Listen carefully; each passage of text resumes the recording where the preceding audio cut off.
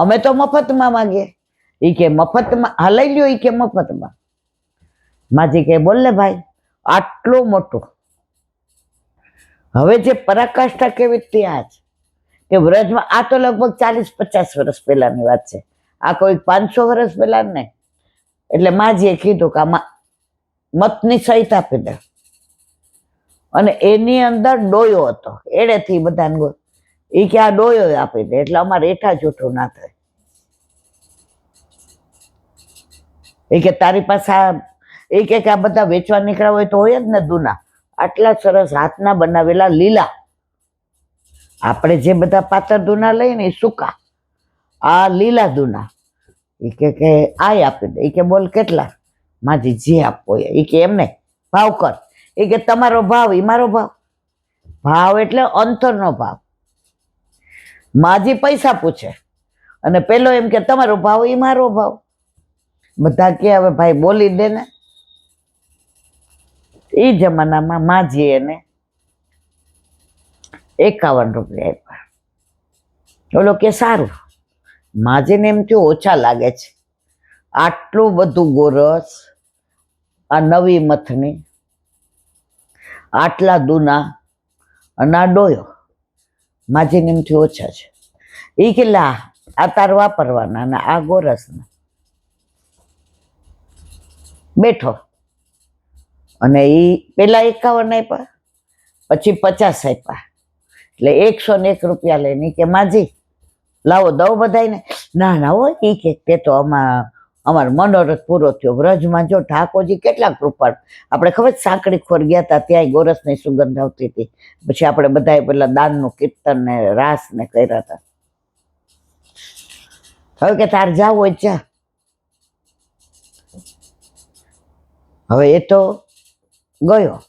માજી ઓલું બધું ભેગું હતું એમાંથી ને, હવે ઇલાયચી ને ખાંડવાનું શું હોય, ત્યાં પથરો પડ્યો હતો તો ઓલા મામા આમ ઘસીને ઇલાયચી ને અને ગુલાબની પાંદડી ને બધું નાખીને લસ્સી તૈયાર કરી. જેટલા વ્રજવાસી, જેટલા વૈષ્ણવ નીકળે બધાને માજી દૂનો ભરીને આપે. હવે તમને પરાકાષ્ઠા કહું. હવે સવારના એ લોકો તો લગભગ 7:30-8 ના આવ્યા હતા કે આપણે 2 વાગે આવીને રસોઈ કરીને, ઠાકોરજી હતા સાથે, એને પેલા ભોગ ધરાયો, પછી બધાને દે. સાંજ પડી, મથની માંથી ખૂટે જ નહીં. ઠાકોરજી જે વેચવા વાળા હોય ખૂટે ખરું. પછી માજી ત્યાં સુધી કોઈને દેવાનું ભાર નહીં. માજી વિચાર કરે સવારે 8 વાગ્યાની આ મથને લીધી, સાંજ પડવા આવી, આમાંથી ખૂટતું જ નથી. અને જે સુગંધ આવે ત્યારે ત્યાંથી એક વ્રજવાસી જતા હતા. એ કે ભાઈ હવે તમે તમારા ઘરે. એ કે ના અમે આવું એઠું જૂઠું ન લઈએ. વ્રજવાસી જેટલું એઠા જૂઠાનું માને આજની તારીખમાં, એનું 1000માં ભાગનું આપણે ન માનીએ. 30-35 વર્ષ પહેલા અમે ઓલા ચંદ્રિકાબેન મૂંગા ભેગા ગોકુળમાં ગયા. તો 11 હતી ને, એટલે બટેકાની કાતરી ને સિંગદાણા એ બધું તળીને લઈ આવ્યા હતા. હવે મને દહીં વિના તો ગળે કાંઈ ઉતરે જ નહીં. એટલે મેં કીધું દહીં, મને કીધું હા એ મળે છે, લાવ હું લઈ આવું. મેં ના તમે બેસો હું લઈ આવું. હું ત્યાં તો 30-35 વર્ષ પહેલા તો આપણે નાના હોય 30-35 લેવા ગઈ. એટલે મેં આમ કરવા ગઈ કે આ મલાઈ ઉપરથી ન દેતા, મલાઈ એ આમ એ લોકોને બોલવાનું આમ પ્રેમ છુના મત. એ ગુજરાતી લોકો તો કોઈ સમજते નહીં. જે વડચકો તો મન તો ખરાબ, નાના હોય ને અને ભાવ ન હોય ને ત્યારે આપણને ખોટું લાગે. અને ત્યારે આપણા ઘર ઠાકોરજી નહોતા બિરાતા, હજી છોકરા હોય નાના હતા. તો મને લાગે એ ચંદ્રિકાબેન દોડતા આવ્યા. મને કાંઈ ક્યાંય અડતી નહીં. મેં તો કહા આપણે નાયા ધોયા નથી, આપણા ગળામાં કર. એ કે પછી કહું બધું એને. મેં ઠીક ભાઈ, આ દુકાન નવાઈની હશે. પછી એમણે દહીં, આ દડબા જેવો, અને ઓલામાં હોય ને આપણે માટીના ઓલામાં તો આમ આટલું બી પાણી નહીં, અને જે દહીં હતું. પછી અમે તો બધા ઓલા ઝાડ નીચે જઈને બેઠા ને બધાએ. મેં તો આખા દુકાનવાળાઓ આવા હતા ભાઈ. એ કે તું સમજતી નથી. લા, વ્રજમાં જેટલી પવિત્રતા છે ને સ્ટીલ ટુડે, આજે પણ એટલી ક્યાંય નથી. તો ઓલા વ્રજવાસીને કહ્યું માજે ભાઈ આ લઈ જા ને હવે. એ કે ના, અમારા એથી જૂઠું કામ ના આવે. એ લોકોએ લઈને નીકળ્યા અને જ્યાં ઉતરાતા ત્યાં ને બધાએ આપ્યું. પછી છેવટે જ્યાં ઉતરાતા એણે કહ્યું બેન મતને બદલાવી નાખો, નહીતર આ ખૂટશે નહીં. પછી એમણે મથની બદલાવી. ત્યારે કહેવાનો આશય છે કે આજે પણ વ્રજમાં આવું બધું બની રહ્યું છે. પણ જેને શ્રદ્ધા છે, જેને વિશ્વાસ છે, એને આ બધું ફલિત થાય. આપણે બધા શું છે, ડાઉટ બહુ કરીએ, આવું હોય, આમાં થોડું આવું થાય. પણ જો તમારી શ્રદ્ધા છે, જો વિશ્વાસ છે, આ લીલી પરિક્રમામાં જવાનું તો એક બેન મને કહેતા હતા, એ કે ઈલાબેન ખીચડી ખેલનો મનોરથ કરીએ. તો મેં કીધું એ બધું મનોરથમાં કેટલા પૈસાની બધું પત્રિકામાં, આ બધું મારો વિષય નહીં. જો પૈસાની મને ન ખબર હોય પણ પત્રિકામાં બધું લખ્યું હોય. એ કે એમાં જો ગોર ખાય, મોર ખાય, ચોર ખાય, ઢોર ખાય. અને પેલા તો ગુસાઈ જે આરોગે, વલ્લભપુરના બાળકો આરોગે, આપણા બધાને ઠાકોરજી આરોગે. તો એ કે હું બધું ચોખાનદાર. મારો વાલા, આ મારો વિષય નહીં. તમારી પાસે જે નંબર છે, સુરત ભાવેશભાઈ નંબર, કારણ કે જો મને ખાલી છે ને પ્રભુએ વાણી દાન આપ્યું છે. મને નથી મેનેજમેન્ટ કરતા આવડતું કે નથી આ બધું પૈસા લેતા આવડતું. આ એક આણે કૃપા કરે છે. બાકી હું હજી પૂરેપૂરી સંસારી છું. હજી મને કાંઈ કરતા કાંઈ ખબર પડતી નહીં. પણ એની વાત મને બહુ ગમી. એ કે ત્યાં જો નીચે ઓલા આપણે બધાય પાતળ લઈને નીચે બેસે, નીચે ન બેસાતું હોય ને, એ મને બરાબર ખબર છે. ઓલા જે ઝાડ હોય ને એની આટલી ટેકરી હોય ને એના પર બેસે. હવે મારા જેવા 2 પગના ઓપરેશન કરાવ્યું, ડૉક્ટર કીધું હોય ક્યારે બેસવાનું નહીં, અને તાજું છે. તો એ આવી રીતે બેસે. પણ બેસે તો બધા પાતર જ, કોઈ થાળી હોય જ નહીં ત્યાં. અને દુનાની અંદર દહીં અને તળેલા, નહીં ભાખરી કે નહીં રોટલી. પણ એસો સ્વાદ હમ કબહુ ન ચાખ્યો, સુન ગોકુલ કે નારે. આજે બિલવનમાં જે ખીચડી ખેલો મનોરથ થાય, હા હા હા. જીવનમાં લીલી પરિક્રમામાં અઠવાડિયું તો આવવું જ જોઈએ. બાલમાં રહેવાનો લાવો મળે. હવે 40 દિવસ 34 દી માનો કે નથી મેળ પડતો. આજે એક બેનનો ફોન આવ્યો, ક્યાંથી આવ્યો તો મધ્યપ્રદેશ. એણે કેવી સરસ વાત કરી. એ કે મારે આવું જ લીલી પરિક્રમામાં. હવે ડિસેમ્બરમાં ભાઈને ત્યાં લગ્ન છે અને પહેલો જ પ્રસંગ. હવે મા બાપ છે ને, એટલે મારે ભાઈ કે બેન તારે એવી રીતે ન જવાય.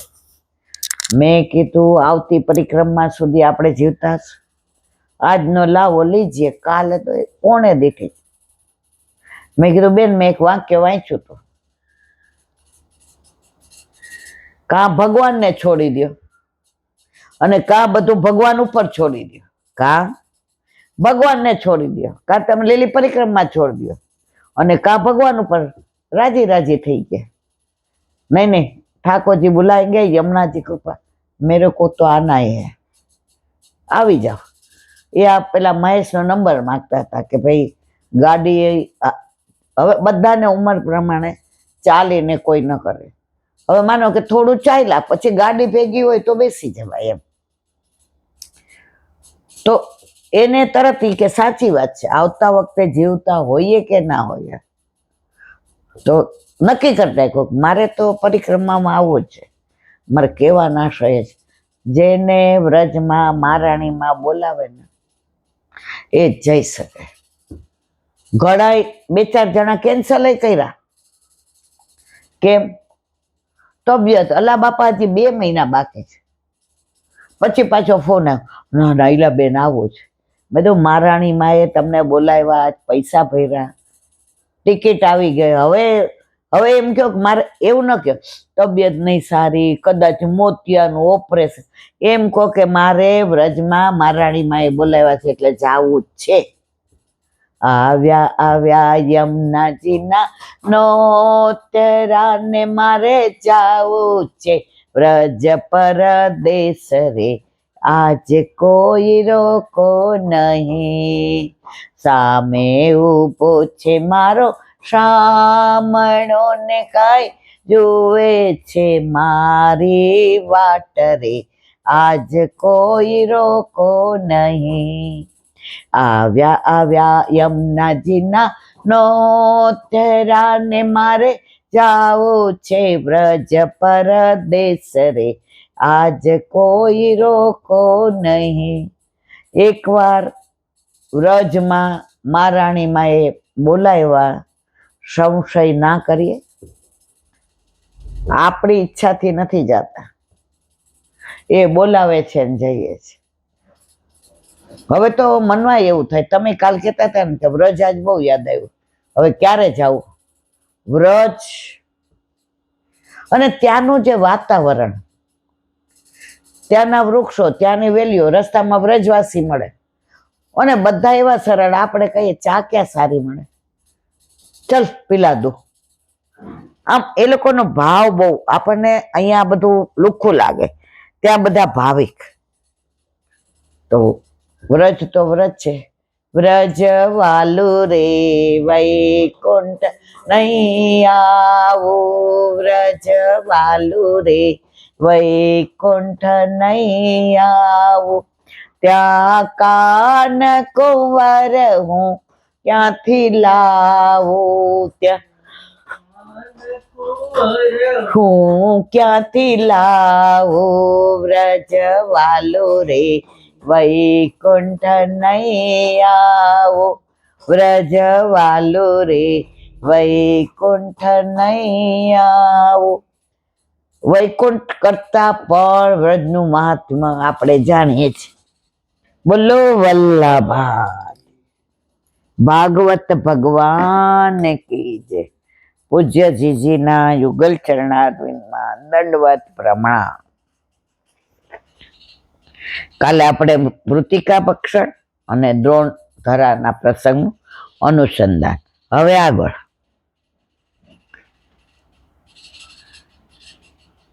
બ્રહ્માંડ ઘાટ ઉપર ઠાકોરજીએ માટી ખાધી. દાઉજી જોઈ ગયા કે છે માણે માટી ખાધી, માં ખીજાણા. યશોદાજી કહે છે લાલા તારું મોઢું ખોલ. ભગવાન કહે છે નાહમ ભક્ષિતવાનમ સર્વે મિથ્યાભિશંસિનઃ યદિ સત્યગ્રસ્ત હિ સમક્ષમ પશ્ય મે મુખમ. ભગવાન કહે છે માં તમે મારા પર વિશ્વાસ રાખો. દુનિયા જૂઠું બોલે પણ હું જૂઠું બોલતો નથી. નગારાના ઘા સાથે તમને કહું છું કે મેં માટી ખાધી નથી, નથી ખાધી, નથી ખાધી ને નથી ખાધી. ભક્તો કહે છે મહારાજ આટલું બધું સફેદ જૂઠ બોલશે, હમણાં તો તમે માટી ખાધી અને કહો છો નથી ખાધી.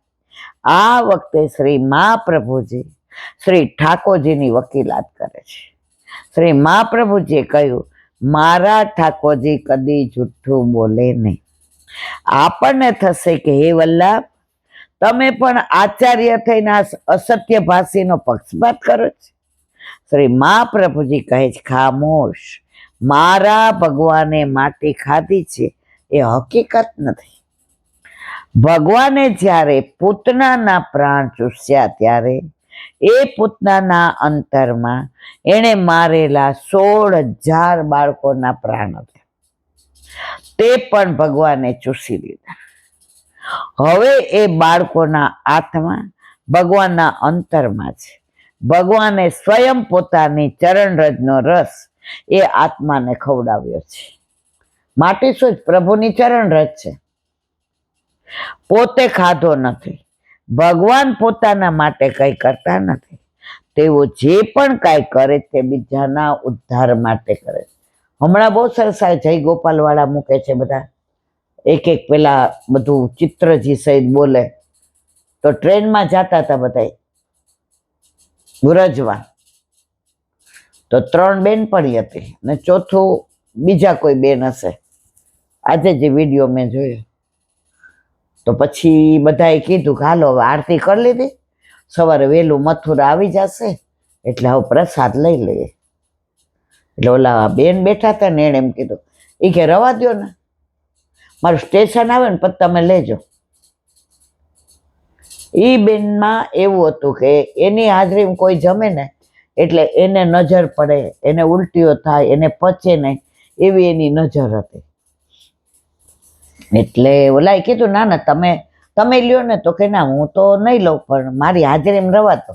ઓલા કે એમાં હું ફેર પડે. તો 3 જણા હતા તો એમાં એને ચરણામૃત કાઢ્યો એટલે 2 જણાએ લીધું અને ત્રીજા કે મારે ચાલશે. ત્રીજા એને ચરણામૃત નહોતા સમજતા, ધૂળ સમજતા. આવું હું મોઢા મૂકું, કારણ કે હજી વૈષ્ણવ થયા હતા પણ એનો ભાવ દ્રઢ નહોતો થયો. એટલે કે ચાલશે. હવે પ્રસાદ લીધો તો ઓલા 2 તો પછી આમ આરામથી ને, અને ઓલી જેને ચરણામૃત ન લીધું એને ઉલટી થવા માંડી, ગભરામણ થવા માંડી. એ કે આવો મને બહુ જ વોમિટ થાય છે. એટલે વોમિટ કરવા ગયા એટલે આ જે બેન હતા જેની નજર ખરાબ, એ રોવા જેવા થઈ ગયા. એ કે મેં તમને ના પાડી હતી ને કે તમે મારી હાજરીમાં ન લ્યો પ્રસાદ, મારી નજર બહુ ખરાબ છે. જે મારી હાજરીમાં ખાય, જે મારી હાજરીમાં કાંઈ પીએ એની દશા આવી થાય છે. ત્યાં ઓલી બેન આવી. એટલે આ બેન કે 3 તમે પ્રસાદ લીધો. આ એકને થયું ને આ બેને કેમ ન તમને બેને? એ કે જો અમે ચરણામૃત લીધું હતું અને આણે શું કીધું, અમારે એવી ધૂળ નથી લેવી. તો એની દશા જુઓ. અમારામાં ચરણનું અમૃત છે. આ અમે વ્રજમાંથી લાવીએ છીએ, જ્યાં અમારા ઠાકોરજીના ચરણારવિંદની રજ, જ્યાં અમારા સામનેજીના ચરણારવિંદની રજ, વ્રજવાસીની, ગોવાળિયાની, ગાયોની, બછરાની, ગોપીઓની, ગોપની, આ બધી રજ. અને એ અમે સવારે આપણે ઉઠીને નાહી ધોઈને પેલા શું લઈએ? ચરણામૃત લઈએ. કે આજે જળથી તો દેહની શુદ્ધિ થઈ, પણ આત્માની શુદ્ધિ માટે આપણે એ લઈએ. આપણે ક્યાંય જઈએ ત્યારે ચરણામૃત પધરાવીએ. ગુસ્સો આવી ગયો, હવે ગુસ્સો એટલે ચાંડાલનું સ્વરૂપ, તો સ્નાન કરવું પડે, ચરણામૃત લઈ લ્યો. ક્યાંય તમારાથી ને કોઈની નજર ખરાબ, ક્યાંય એવું પગ પડી ગયો, ચરણામૃત લીધું હોય તો તમારે ચિંતા કરવાની જરૂર નહીં. ત્યારે ઓલા બેને જેને ઉલટી થઈ એને કીધું, બેન હવે મને સમજાઈ ગયું, હવે ચરણામૃત લીધા વિના કોઈ જાતનો પ્રસાદ કે બહારનું કાંઈ ખાઈશ નહીં. ચરણામૃત એટલે ઠાકોરજીના ચરણનું સાક્ષાત અમૃત છે. આપણે મહાત્મા નથી સમજતા ને એટલે ચરણામૃતને નેગ્લેક્ટ કરીએ છીએ. આ વ્રજમાં જઈએ, બારગામ જઈએ. મારી બા તો એક નાની રેશમી પોટલી રાખતી. હું કોઈ ડબ્બી રાખ ને, ના કે બધા જેવા તેવા હાથે અડે. એ રેશમી પોટલીમાં અંદર રેશમી પોટલીની અંદર બાંધે, બીજું પાછું ઉપર રેશમી કપડું હોય. જ્યાં જઈએ નાઈ ધોઈ લે એટલે કે લે. એટલે અમને ત્યારે ચરણામૃતનો ભાવ નહોતી ખબર, પણ અમને ટેવ પડી ગઈ હતી. હવે કોલેજમાંથી ને અહીંયા સુરેન્દ્રનગર હું વક્તૃત્વ સ્પર્ધામાં બોલવા આવી હતી. તો સવારના પોરમાં અમારા પ્રોફેસરે કીધું ચલો હવે. મારી બાઈ કીધું ચરણામૃત લઈ જા. ત્યારે મને એવું થતું હતું ના બધામાં હું મારી બા કચકચ કરતી હશે, પણ ખરેખર ગાડી ભટકાતા ભટકાતા રહી ગઈ. ત્યારે તો એમ્બેસેડર હતી ને ઓલી પોપુ વાળી, ત્યારે મને એમ થયું કે મારી બા કેટલી સાચી છે. અને ત્યાંય અમે જમવા બેઠા તો બાએ શીખવાડ્યું કે તમારે આવી રીતે જવું પડે તો જો ભણો છો તો જાઓ, પણ ચરણામૃત પધરાવીને લેવાનું. તો આ ત્યારે ભલે અમને એને મહાત્મા નહોતું સમજાવી શકી, પણ અમને ટેવ અત્યારે પડી જ ગઈ. સવારે નાહીને જેવા જઈએ, ઠાકોરજીને દંડવત કરીએ અને ચરણામૃત લઈએ. પ્રભુના ચરણનું અમૃત છે.